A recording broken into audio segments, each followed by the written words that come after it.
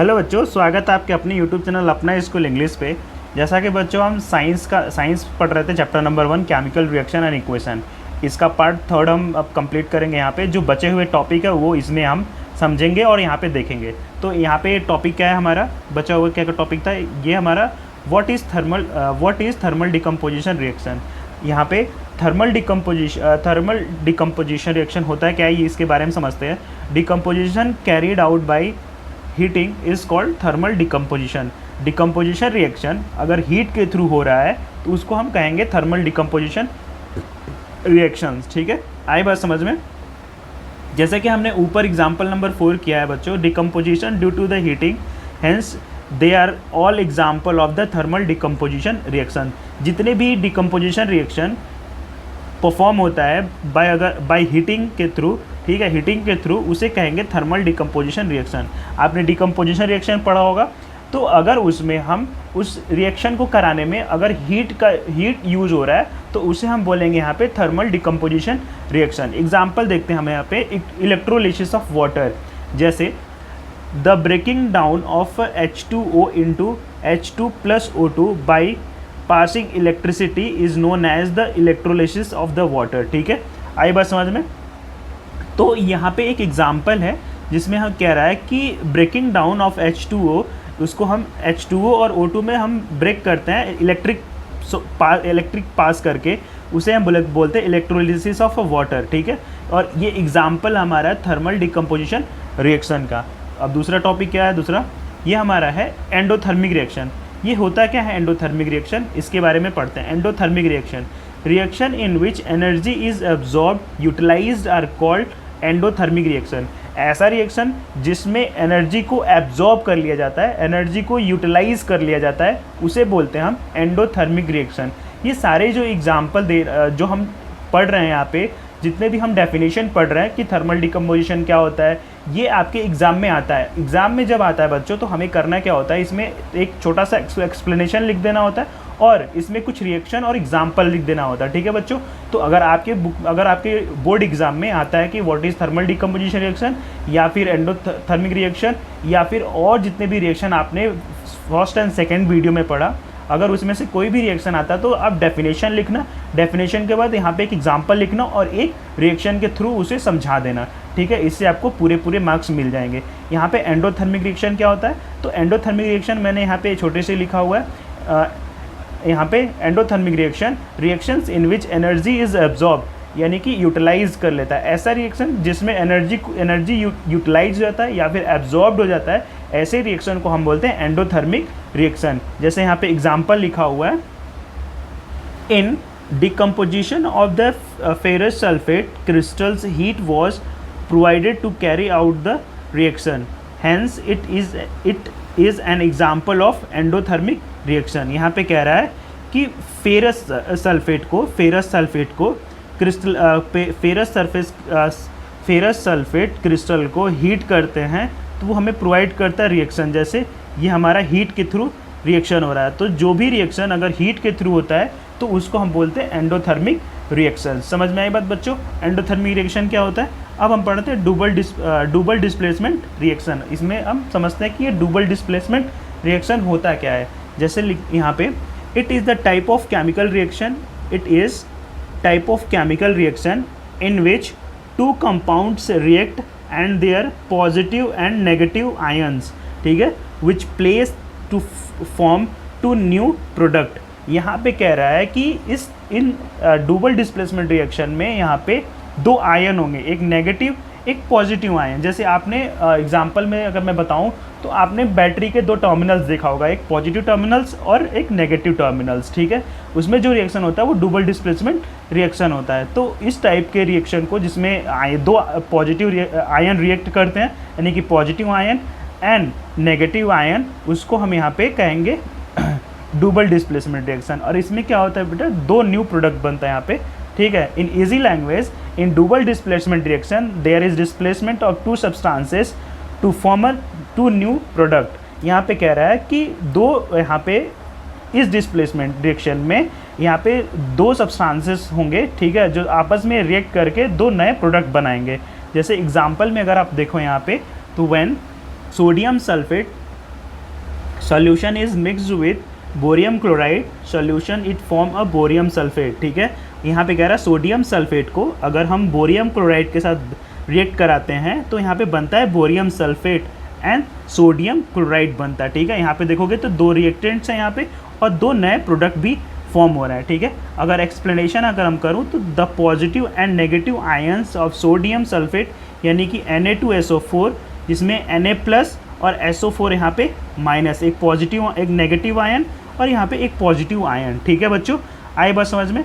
तो यहाँ पे एक्सप्लेनेशन दे रखा है the positive and negative ion of a ब्रोमियम chloride BaCl2 यानी कि ब्रोमियम क्लोराइड और इसमें Ba+ यानी कि पॉजिटिव आयन और ये Cl- नेगेटिव आयन। ठीक है, the positive ion of both the compounds switch place, ये आपस में क्या करते हैं, प्लेस को स्विच करते हैं, चेंज करते हैं। जैसे यहाँ पे देखो Na+ कंबाइंड विथ Cl ये बनता है NaCl यानी कि सोडियम क्लोराइड बनता है यहाँ पे, यानी कि Ba+ combined with SO4 twice minus forming BaSO4। ठीक है, यहाँ पे positive ion combined with negative ion and find and product new two new product. समझ में आई बात बच्चों यहाँ पे। अब यहाँ पे कह रहा है इन दिस रिएक्शंस वाइट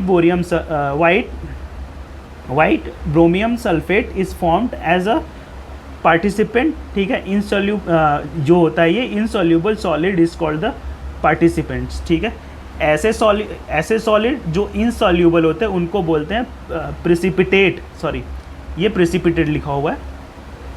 ठीक है, प्रेसिपिटेट होता है क्या है, यहाँ पे कह रहा है कि in this reactions white barium sulphate is formed as a precipitate. और प्रेसिपिटेट क्या होता है, तो जो इनसॉल्यूबल सॉलिड होते हैं उनको हम प्रेसिपिटेट बोलते हैं। ठीक है बच्चों, आई बात समझ में। यहाँ पे थोड़ा सा मिस्टेक हो गया था, ये प्रेसिपिटेट लिखा हुआ है। तो प्रेसिपिटेट क्या होता है, ऐसे सॉलिड जो इनसॉल्यूबल हो।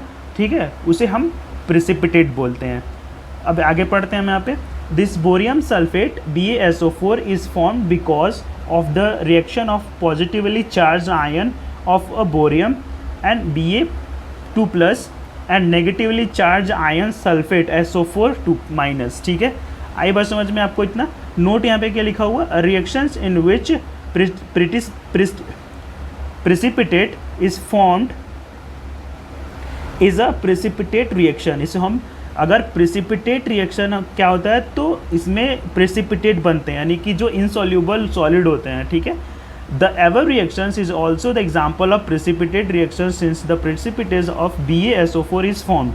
यहाँ आई बात समझ में बच्चों। अब एग्जाम्पल नंबर 2 हम यहाँ पे देख लेते हैं। When potassium iodide solution is added the lead nitrate solution a yellow precipitate of a lead iodide is form. ठीक है, along with potassium nitrate solution.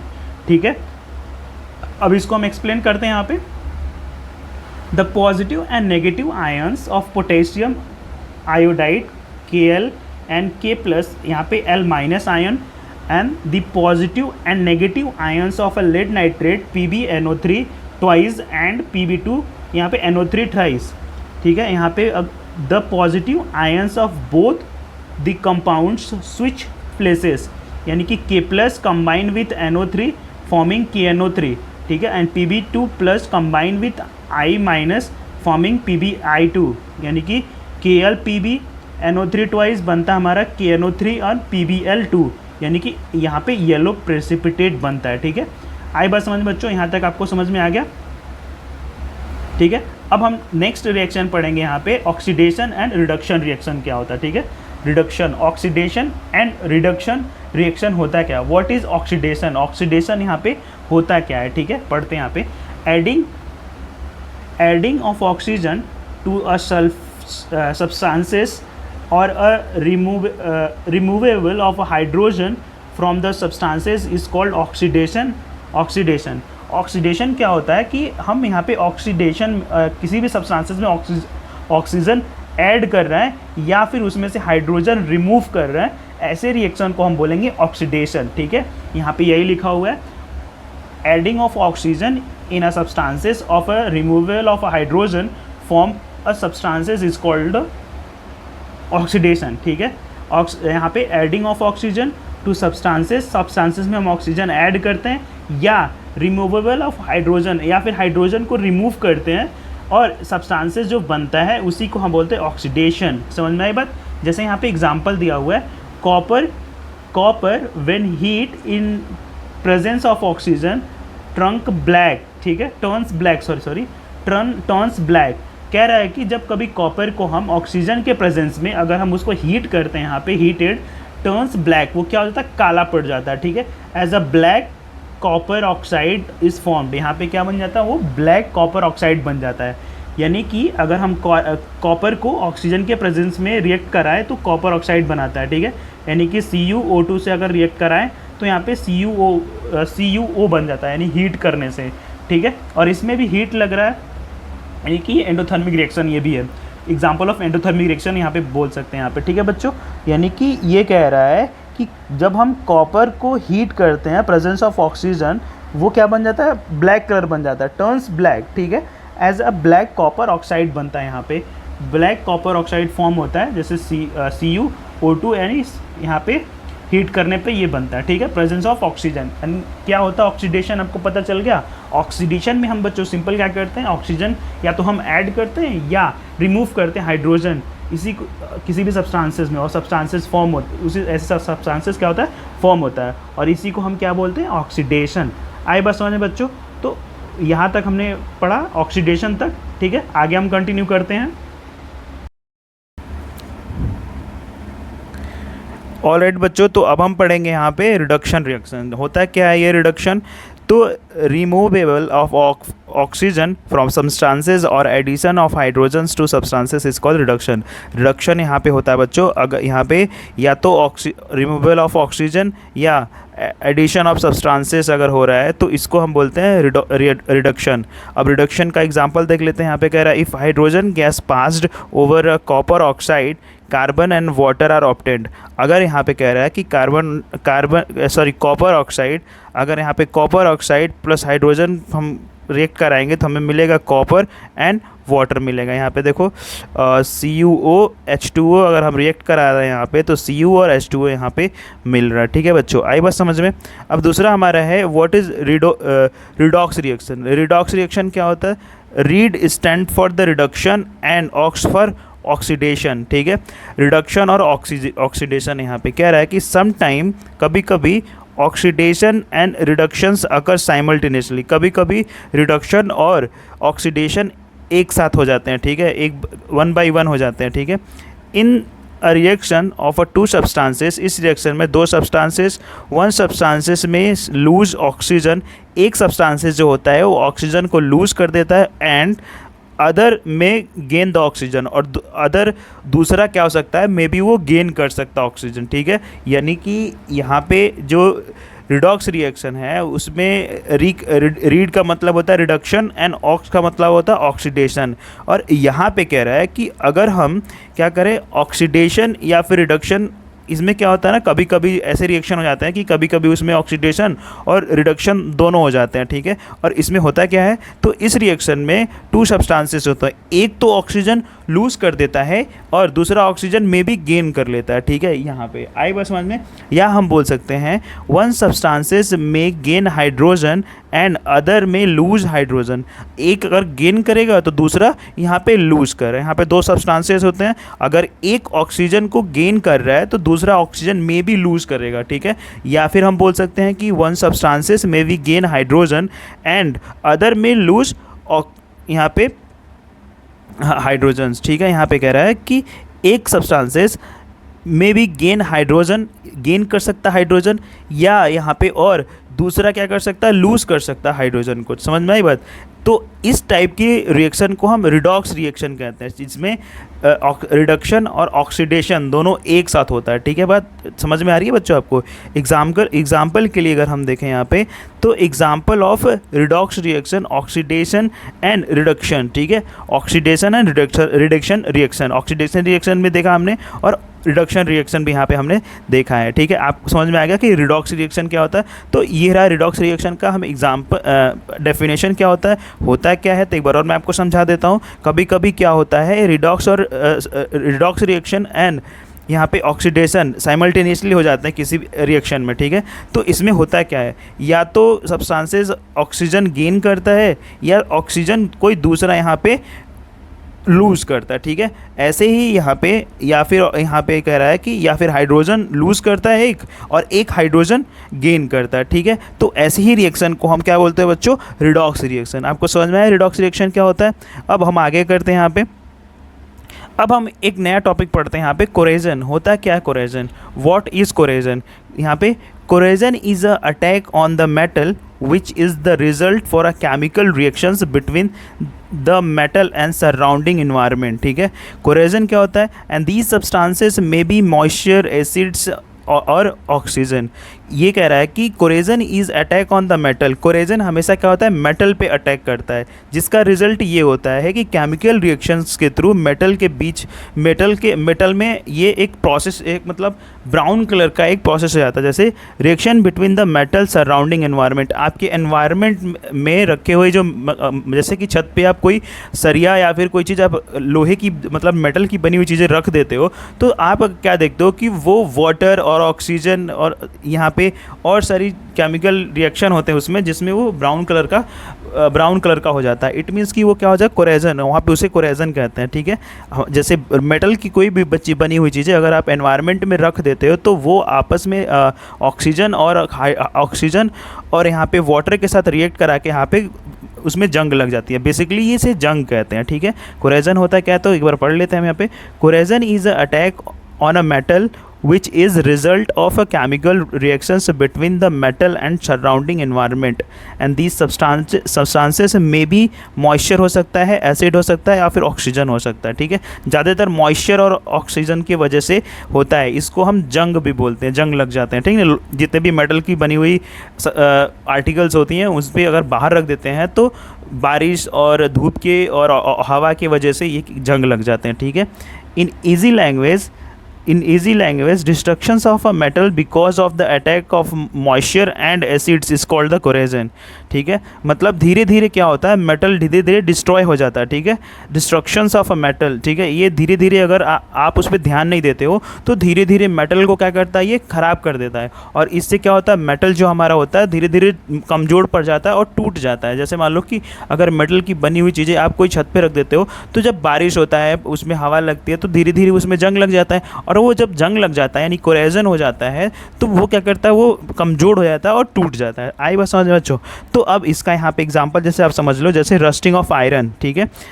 Iron articles are a shiny when new but they turns reddish brown after some times due to formation of iron oxide यानी कि rust जिसको हम बोलते हैं, ठीक है। जैसे आप जब नया कोई आयरन मेटल का कोई चीज़ लेके आते हो तो वो क्या होता है, शाइनिंग कर रहा होता है। धीरे धीरे अगर आप उसको बाहर एनवायरनमेंट में रख देते हो तो वो ऑक्सीजन और वाटर से रिएक्ट करके, ठीक है, वो धीरे धीरे क्या हो जाता है, ब्राउन कलर में चेंज हो जाता है। और उसी को हम क्या बोलते हैं यहाँ पे, ऑक्सीजन आयरन ऑक्साइड बोलते हैं या फिर रस्ट बोलते हैं, ठीक है। Chemical reactions of iron with the atmosphere moistures of oxygen result in the formation of a rust, ठीक है। आई बात समझ में। यहाँ पे कह रहा है केमिकल रिएक्शन होता है एटमॉस्फेरिक मॉइस्चर से और ऑक्सीजन से, जिसका रिजल्ट क्या निकलता है, रस्ट हो जाता है, ठीक है, रस्टिंग हो जाता है। समझ में आई बात। कोई भी आयरन की चीज़ों पे अगर वो मॉइस्चर और ऑक्सीजन से रिएक्ट कर जाता है तो क्या होता है, यहाँ पे रस्टिंग लग जाती है उस आयरन की चीज़ों पे, ठीक है। कोरेजन आपको समझ में आ गया अच्छे से। अब हम पढ़ते हैं एग्जाम्पल ऑफ कोरेजन क्या होता है यहाँ पे। रस्टिंग ऑफ आयरन, जैसे iron articles are shiny when new but but they turns reddish brown after some times due to the formations of iron oxide. यानी कि कह रहा है कि जब हम आयरन की कोई आर्टिकल देके आते हैं तो वो शाइन करता है, लेकिन यहाँ पे क्या हो जाता है, but they turns reddish brown after some time, कुछ टाइम के बाद रेडिश ब्राउन हो जाता है, जो फॉर्मेशन हो जाता है आयरन ऑक्साइड का यानी कि रस्ट का, इसको हम रस्ट बोलते हैं, ठीक है। आगे chemical reaction of iron with atmospheric moistures and oxygen result in formation of rust. आपको समझ में आ गया। अगर अब यहाँ पे देखो दूसरा, ब्लैक कोटिंग ऑफ एक मिनट, हाँ, यहाँ पे ब्लैक कोटिंग ऑफ सिल्वर कह रहा है, black coating on a silver coins is silver sulphate if it formed by the reaction of silver with hydrogen sulphide in the atmosphere. दूसरा हमारा what are harmful effect of corrosion, क्या होता है harmful effect of कोरेजन से, मतलब जंग लगने से क्या प्रॉब्लम होती है, क्या हार्मफुल होता है। तो कह रहा है जैसे देखो कि आप बच्चों बड़े बड़े जो बिल्डिंग्स हैं या फिर बड़े बड़े जो पुल बने हुए हैं रेलवे के और सारे जो पुल बने हुए हैं, वो धीरे धीरे क्या हो रहा है, रस्टिंग हो रहा है, धीरे धीरे रस्ट होता जा रहा है।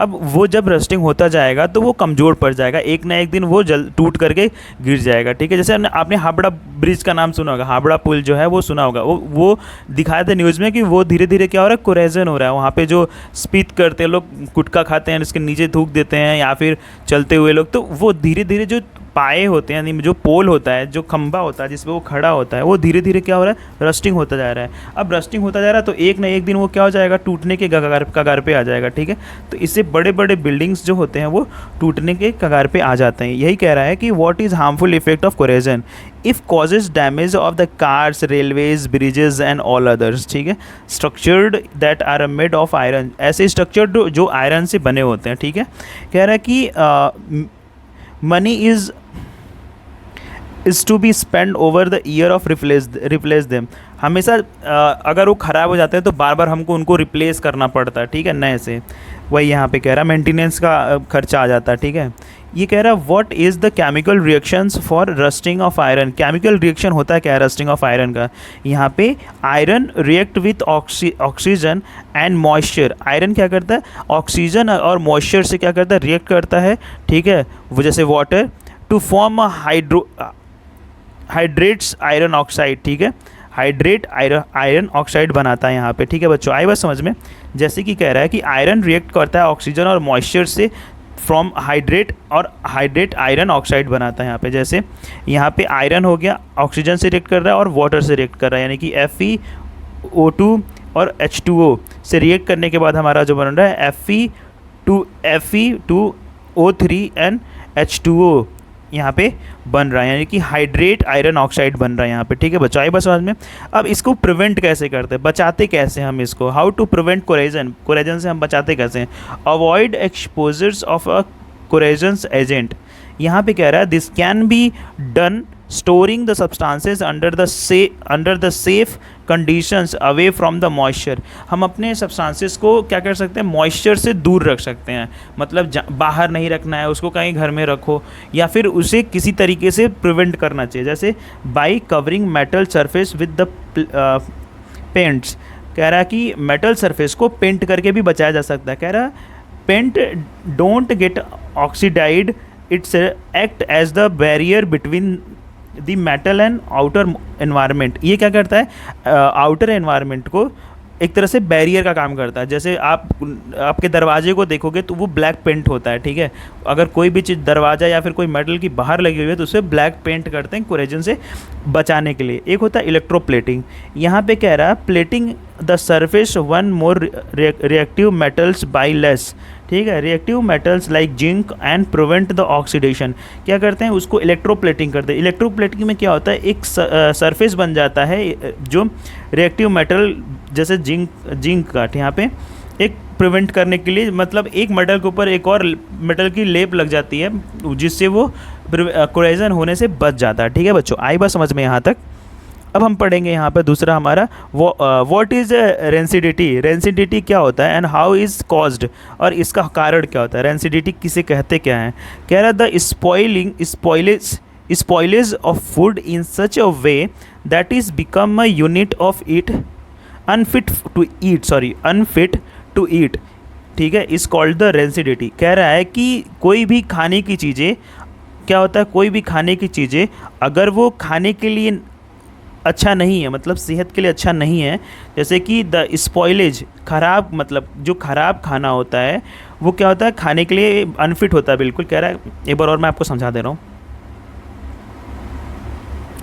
क्या होता है यहाँ पे। व्हाट इज़ रेंसिडिटी, रेंसिडिटी क्या होता है, the spoilage of food in such a way that it become unfit to eat is called rancidity. ठीक है, यानी कि जो स्पॉइलेज यानी कि जो ख़राब खाना होता है, ठीक है, such a way that becomes unfit to eat, अगर हम उसको खाते हैं तो उससे क्या हो जाता, अनफिट हो जाता है, मतलब एक तरह से हमारे लिए वो हार्मफुल है, हमारे लिए वो हार्मफुल है, ठीक है।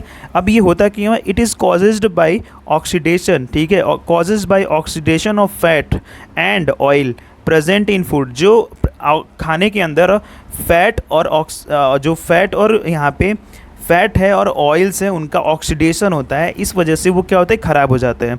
It causes change the small taste of food. इसकी वजह से जो टेस्ट जो होता है खाने में वो हम थोड़ा सा चेंज हो जाता है। जैसे आपने देखा होगा कि अगर आपके घर पे कोई रात में बना हुआ खाना रखा जाता है, अगर फ्रिज में नहीं रखा हुआ, बाहर रखा हुआ है, तो अगर उसको आपको सुबह में जब खाना होता है तो आप उसको क्या करते हो, टेस्ट करते हो। जैसे थोड़ा सा लेकर के जीभ पे रख के देखते हो कि क्या टेस्ट कर रहा है, पहले जैसा वो जैसे दाल की तरह टेस्ट कर रहा है या फिर नहीं कर रहा है। उसमें क्या होता है कि कभी कभी खट्टापन आ जाता है, ठीक है, जिससे महकने से खट्टापन, अलग सा स्मेल आती है और वहाँ पे खट्टापन आ जाता है, जिससे ये पता चलता है कि ये दाल जो है ना वो ख़राब हो चुकी है। हमारे भाषा में अगर कहें तो वो बासी हो गया है, ठीक है, तो उसको हम नहीं खाते हैं। अगर उसको बचाना है, उसको अगर बचाना होता है तो हम उसको फ्रिज में रखते हैं, ठीक है, अगर फ्रिज में नहीं रखते तो वो ख़राब हो जाता है। तो यही कह रहा है कि इस वजह से यहाँ पे ऑक्सीडेशन ऑफ फैट की वजह से, फैट और ऑयल्स की वजह से, मतलब फैट और ऑयल जो होते हैं उसमें ऑक्सीडाइज हो जाते हैं, उसकी वजह से एक स्मेल आती है और टेस्ट भी थोड़ा चेंज हो जाता है, ठीक है। अब इसको प्रिवेंट कैसे कर सकते हैं? तो यहाँ पे it can be prevent by preventing oxidation, ठीक है, टू फॉलोइंग मेथड। यहाँ पे नीचे दिया गया, adding antioxidant to the food. Antioxidant, जैसे antioxidants are substances which prevent oxidation, example of phenolic compounds like ब्यूटिलेट,